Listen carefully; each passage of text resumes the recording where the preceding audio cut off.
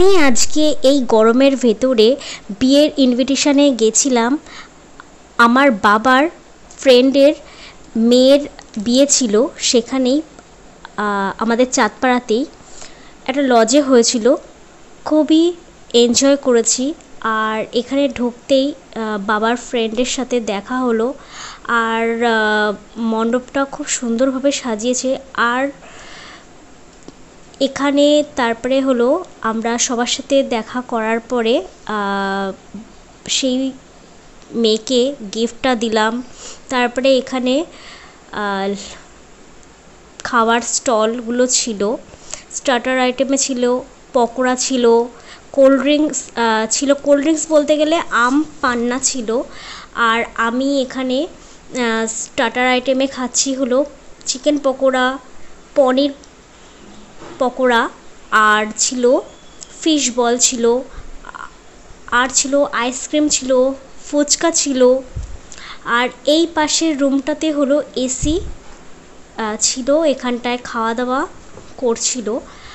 আর এই দিকটাতে আমি চলে এসেছিলাম যে রান্না করছিল যারা। আর এই লজটা খুব সুন্দর ছিল আমাদের চাঁদপাড়াতে এই লজটা। আর তারপরে হলো খাবার খেতে বসে গেছি মেন কোর্সে। তো অনেকটা রাত হয়ে যাচ্ছিল, 11টা প্রায় বেজে যাচ্ছিল।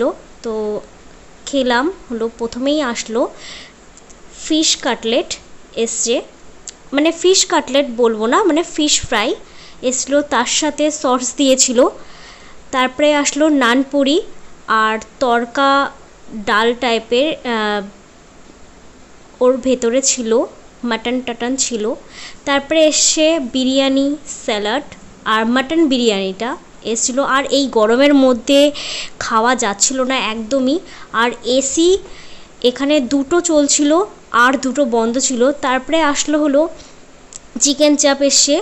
আর এই চাটনিটা এসছিলো আমের চাটনি, কিন্তু এই চাটনিটার ভেতরে এতটা প্রচণ্ড পরিমাণে টক ছিল, খেতেই পারিনি। আর গরমে তোমরা সকলেই জানো যে এই সমস্ত রিচ এতটা খাওয়াও যায় না। তারপরে দুটো মিষ্টি এসেছিলো, খুব ভালোই লাগছিলো এই মিষ্টি দুটো, তোমরা দেখবে। চমচম আর একটা কী যেন রাজভোগ টাইপের না কি একটা মিষ্টি, এইটার নামটা ভুলে গেছি। তো মেনু কার্ডে লেখা ছিল।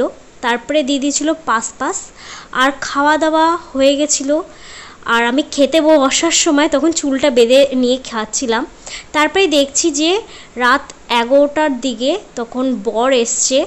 তো বর আসার পরে এখানে যারা গেটে ধরেছিল বরকে, তো নাচানাচি করছিল। তারপরে সিঁড়ি দিয়ে উঠাচ্ছিল বরকে কোলে করে, তোমরা দেখো। আর এখানে তারপরে হলো বিয়ে হবে।